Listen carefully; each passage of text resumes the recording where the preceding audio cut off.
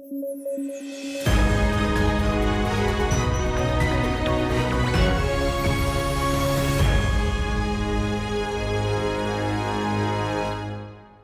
News at 9 programme में आपका स्वागत है। मैं हूं अमृत उपाध्याय। आइए जल्दी से आज की हेडलाइंस पर नजर डालते हैं।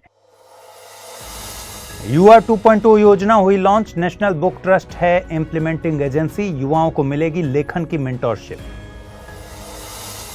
मतदाता जंक्शन शुरू करेगा चुनाव आयोग। 52 एपिसोड में रिलीज होगा प्रोग्राम।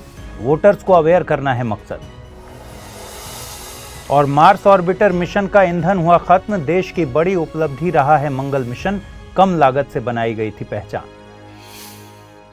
खबरों की शुरुआत करने से पहले आप सबके लिए एक जरूरी सूचना। स्टडी IQ IAS हिंदी के YouTube चैनल पर क्विक न्यूज नाम से एक कार्यक्रम पब्लिश किया जाता है। इसमें देश दुनिया के करंट से जुड़ी खबरें तत्काल अपलोड की जाती हैं। कम समय में ज्यादा जानकारी हासिल करने के लिहाज से यह कार्यक्रम तैयार किया गया है।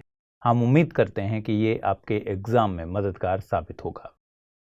साथ ही मैं आपको बता दूं कि अगर आप इस बुलेटिन को PDF के फॉर्मेट में पढ़ना चाहते हैं तो अमृत उपाध्याय 007 टेलीग्राम चैनल पर इसकी PDF रोजाना अपलोड होती है।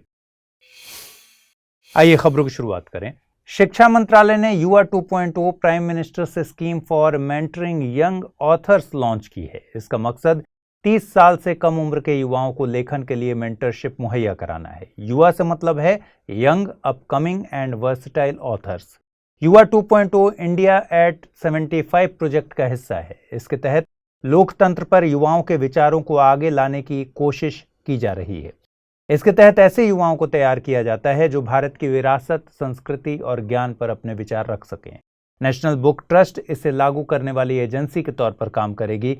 इसके लिए एक ऑल इंडिया कॉन्टेस्ट के जरिए 75 युवा लेखकों को चुना जाएगा। चुने हुए लोगों को प्रसिद्ध लेखकों के जरिए मेंटरशिप मुहैया कराई जाएगी। इन युवा लेखकों की लिखी किताबों का पहला सेट 2 अक्टूबर 2023 को पब्लिश किया जाएगा।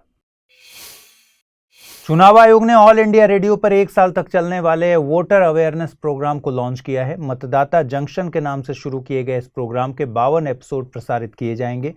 इसे देश भर में 23 भाषाओं में ब्रॉडकास्ट किए जाने का प्लान है। इसके जरिए मतदाताओं को वोट की अहमियत और एक सजग निर्णय लेने के लिए जागरूक किया जाएगा। साथ ही फोकस पहले बार वोट करने वाले और युवा वोटर्स पर किया जाएगा। आपको बता दें कि निर्वाचन आयोग एक स्थायी व स्वतंत्र निकाय है।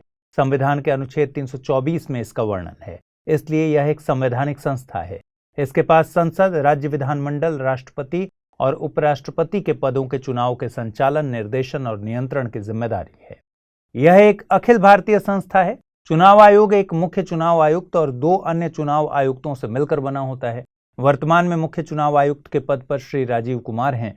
इसके कामों की बात करें तो निर्वाचक नामावली तैयार करने के साथ साथ मतदाताओं को पंजीकृत करना, निर्वाचन की तारीख और समय सारणी इत्यादि निर्धारित करने की जिम्मेदारी भी आयोग के पास है।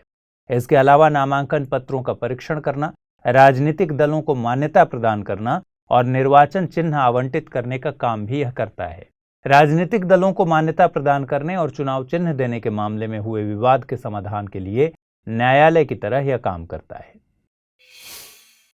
इसरो के MOM यानी मार्स ऑर्बिटर मिशन का ईंधन खत्म हो गया है। इससे अंदाजा लगाया जा रहा है कि भारत के इस मिशन का लाइफ साइकिल पूरा हो गया है।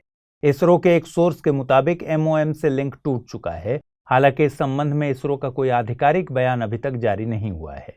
गौरतलब है कि इसरो का मार्स ऑर्बिटर मिशन PSLV-C25 के जरिए 5 नवंबर 2013 को लॉन्च किया गया था।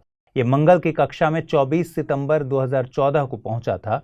यह मिशन अपनी कॉस्ट इफेक्टिवनेस, इकोनॉमिकल बजट और पेलोड्स के मिनिएचर वर्जन्स के लिए जाना जाता है।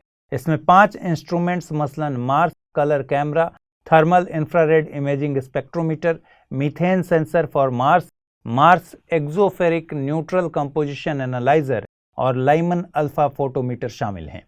मिशन ने अपने निर्धारित समय से काफी लंबा वक्त स्पेस में गुजारा है, जबकि शुरुआत में इसका कार्यकाल 6 महीने ही निर्धारित था।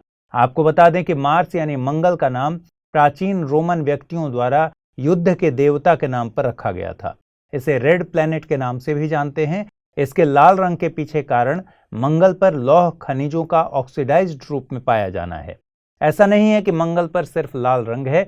मंगल की जमीन पर ब्राउन, गोल्ड और टैन जैसे कई रंग देखने को मिलते हैं, लेकिन मंगल की मिट्टी यानी रेगोलिथ में ऑक्सीडाइज्ड होकर मिले लौह तत्व जब हवा में उड़ते हैं तो ये ग्रह दूर से लाल रंग का दिखाई देता है। मंगल के 2 मून यानी 2 चंद्रमा हैं, फोबोस और डिमोस। इनमें से फोबोस बड़ा है और डिमोस छोटा। मंगल का कोई वलय नहीं है यानी रिंग नहीं है, लेकिन माना जा रहा है फोबोस के टूटने पर मंगल के आसपास रिंग बन सकते हैं। साल 2022 के नोबेल पुरस्कारों की घोषणा हो गई है। इसी कड़ी में चिकित्सा के लिए नोबेल पुरस्कार घोषित किया गया है। यह पुरस्कार स्वीडन के वैज्ञानिक स्वांते पावो को देने की घोषणा हुई है। उन्हें यह पुरस्कार मानव के क्रमिक विकास पर खोज के लिए दिया जाएगा। इसमें विलुप्त हो चुके होमिनियंस के जीनोम से जुड़ी खोजें शामिल हैं। उन्होंने निएंडरथल और डेनिसोवन जैसे होमिनियंस पर रिसर्च की है। इस रिसर्च का वैज्ञानिक महत्व इससे पता चलता है कि इंसानों की प्रतिरोधक क्षमता ने अभी तक संक्रमण को लेकर कैसा रवैया अपनाया है। इसकी घोषणा स्वीडन के कैरोलिंस्का इंस्टीट्यूट के द्वारा की गई।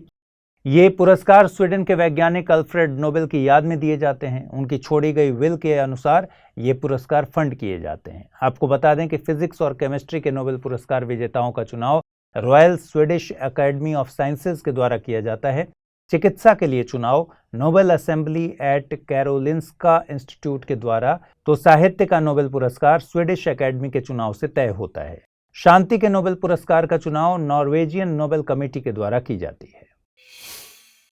आइए अब जल्दी से देखते हैं आज के बुलेटिन पर आधारित क्या सवाल बन सकते हैं। पहला सवाल है, एक स्थायी व स्वतंत्र निकाय है। संविधान के अनुच्छेद 324 में इसका वर्णन है। यह एक अखिल भारतीय संस्था है क्योंकि केंद्र व राज्य सरकार दोनों के लिए ये समान होती है। ऊपर दिया गया वर्णन किस संस्था के बारे में है? वित्त आयोग, विधि आयोग, चुनाव आयोग, ब्यूरो ऑफ एनर्जी एफिशिएंसी। अगला सवाल है, निम्नलिखित कथनों पर विचार कीजिए। युवा 2.0 योजना युवाओं के सर्वांगीण विकास से संबंधित है। चिकित्सा के लिए नोबेल पुरस्कार स्वीडन के वैज्ञानिक स्वांते पावो को दिया जाएगा। नीचे दिए गए कूटों का प्रयोग कर सही कथन या कथनों को चुनिए। केवल एक, केवल दो, एक और दो दोनों, न तो एक नहीं दो। पिछले बुलेटिन पर आधारित प्रश्न को देखते हैं, क्या जवाब है ये भी देखते हैं। स्टॉकहोम कन्वेंशन संबंधित है कार्बन क्रेडिट से, वृक्षों की सुरक्षा से, खतरनाक रसायनों से या फिर जेनेटिक प्लांट से। इसका सही उत्तर है स्टॉकहोम कन्वेंशन खतरनाक रसायनों से संबंधित है, यानी ऑप्शन सी इसका सही उत्तर है। और एक सवाल मैंने पूछा था, निम्नलिखित कथनों पर विचार कीजिए। अमनगढ़ टाइगर रिजर्व राजस्थान में स्थित है। दुनिया में सबसे ज्यादा टाइगर्स भारत में हैं। भारत ने साल 2030 तक नेट जीरो का लक्ष्य रखा है। नीचे दिए गए कूटों की मदद से सही कथन या कथनों को चुनिए। केवल एक, केवल दो, एक और तीन या फिर दो और तीन। इसका सही जवाब है ऑप्शन बी यानी केवल दो, क्योंकि अमनगढ़ टाइगर रिजर्व यूपी में और भारत ने साल 2070 तक नेट जीरो का लक्ष्य रखा है। तो चलिए फिलहाल इस बुलेटिन में इतना ही रखते हैं। कल रात 9 बजे फिर आपसे मुलाकात होगी। अपना ख्याल रखिए, ठीक से पढ़ाई कीजिए। नमस्कार।